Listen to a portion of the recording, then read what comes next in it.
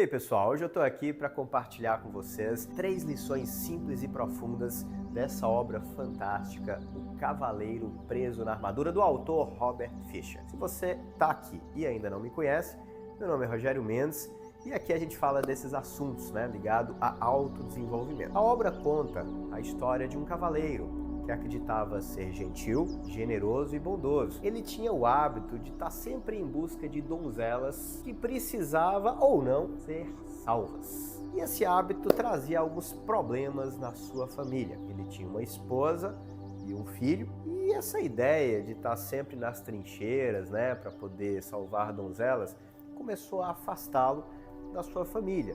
Por mais que eles tinham um conforto, viviam num castelo pomposo e tinha todas as condições para viver uma boa vida, esse casal começou a ter problemas, porque com esse hábito de estar sempre com essa armadura, na expectativa de salvar uma donzela, essa armadura começou a ficar colada no cavaleiro. Você tem uma ideia, às vezes ele ia dormir com a armadura, ele ia comer e tinha dificuldade de tirar o elmo, até que, percebendo essa distância, a sua esposa o provocou.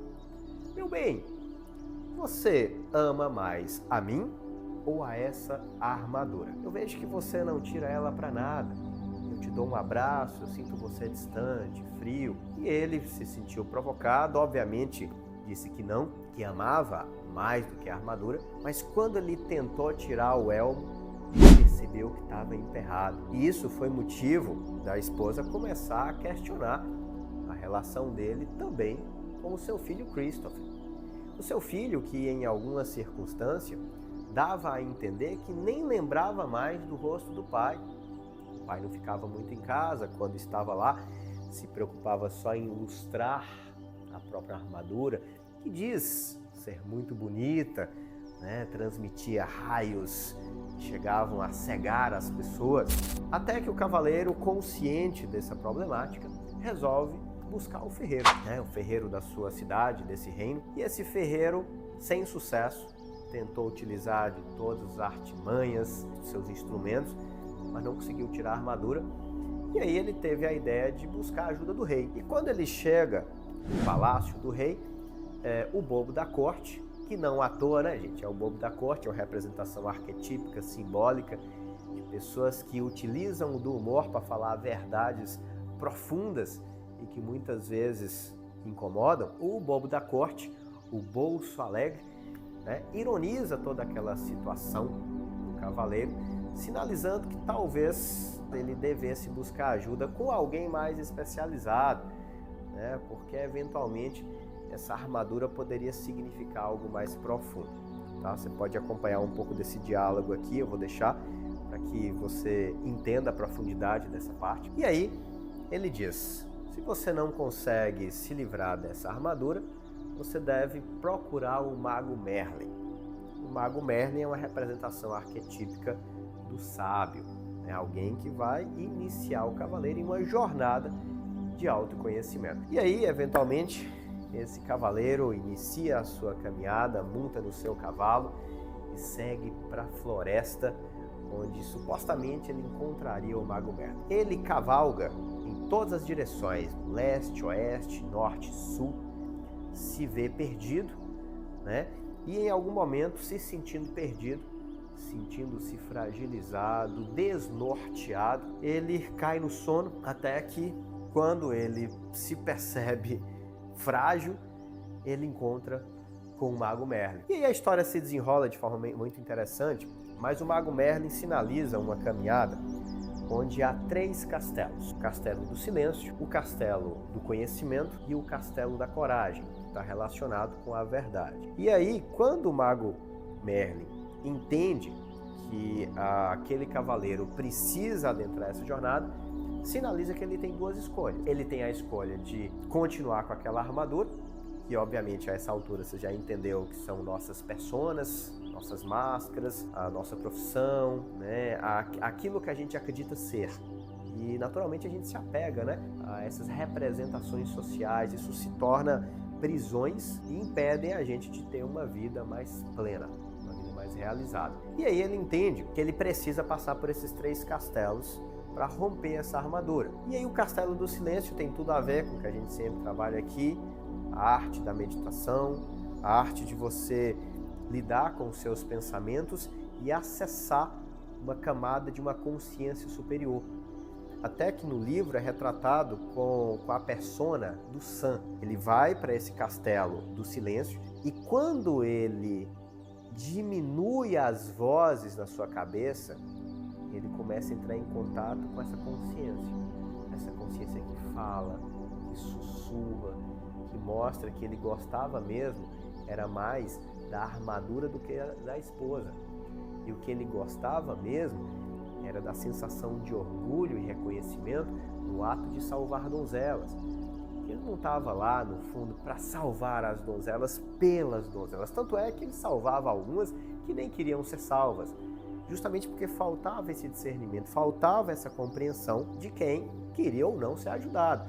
Já observou, inclusive, como que na nossa vida a gente quer salvar, a gente quer ajudar pessoas que não querem ser ajudadas?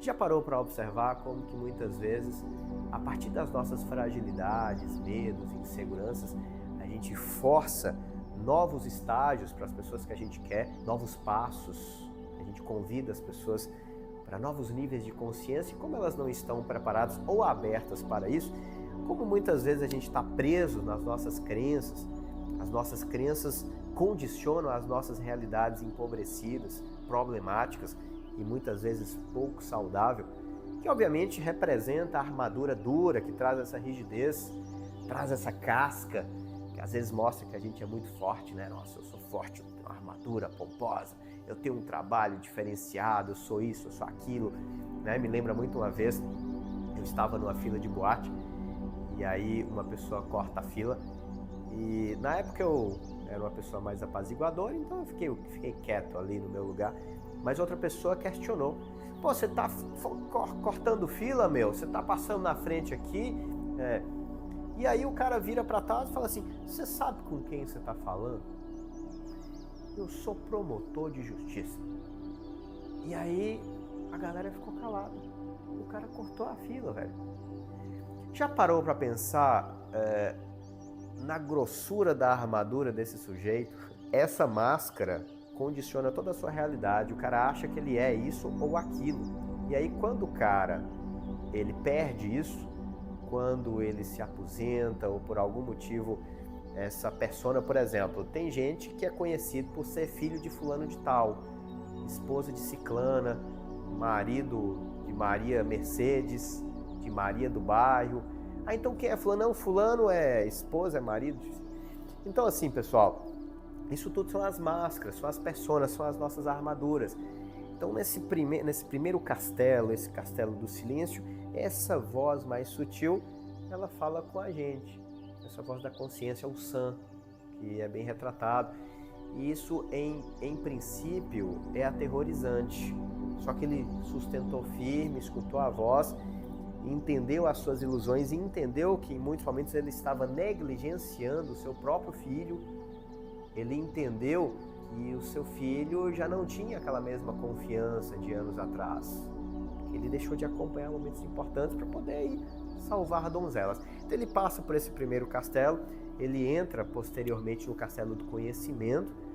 A partir desse momento que você silencia a sua mente, você acessa informações diferenciadas, né? Dentro de algumas linhas esotéricas, diz que você acessa os registros acásticos, que é como se fosse uma biblioteca cósmica, uma biblioteca que retém informações que estão fora do seu escopo do inconsciente pessoal, né? E aí, se você for em outras literaturas, como da psicologia analítica do Carl Jung, você pode falar de inconsciente coletivo. Você acessa percepções de realidade que estão fora, né, da sua experiência. Então, ou seja, esse conhecimento traz também o autoconhecimento, né, de quem você é, né, do que você pode, do que você realmente deseja, do que você tem medo. E aí, nesse processo, ironicamente, ele encontra com o rei. Lembra que eu falei que ele foi lá encontrar com o rei, trocou uma ideia com o bobo da corte, né, o Bolso Alegre? O rei, ele estava nesses castelos, porque em cargos de liderança, pessoas que têm muito poder, elas precisam dessa capacidade de silenciar a mente. para tomar decisões, para ter sabedoria.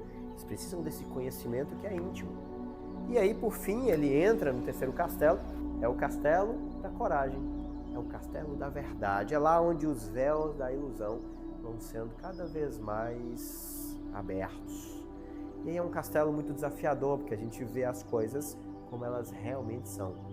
Nem sempre isso é fácil, a gente se vê nu, né? Se vê sem armaduras. E aí a beleza do livro é ele aos poucos tirando a armadura, sentindo as emoções. Então cada emoção, cada conexão mais profunda que ele estabelecia a nível mental com o filho, com a esposa, com as pessoas que ele amava, ia trazendo lágrimas, né, que iam dissipando e afrouxando as partes da armadura.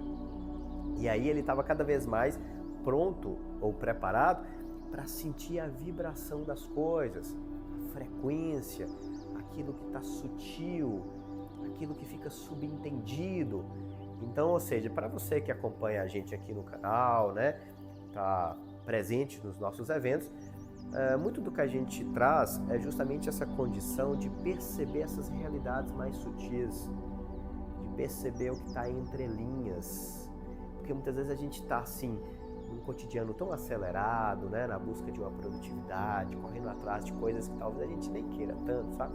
Até porque muitas vezes a gente não sabe nem o que a gente quer. E essa é uma outra lição muito preciosa, né, de toda a obra, mostrar que muitas vezes aquilo que a gente supostamente quer é fonte de sofrimento, de angústia, de ansiedade. A gente não sabe dosar bem a atenção que damos para a nossa família, né, a atenção que damos para os nossos projetos. Nós fazemos as coisas por motivos muito fúteis, né, superficiais. Então, assim, essas lições elas são muito valiosas para a gente estar assim, muito vivo na observação. E, ou seja, nesse terceiro castelo, essas vibrações vão se apresentando, essas percepções do que de fato é a realidade. E essa realidade não pode ser verbalizada, ela é experimentada a partir de cada nível de consciência. Então, no final das contas, ele enfrenta seus dragões interiores, né?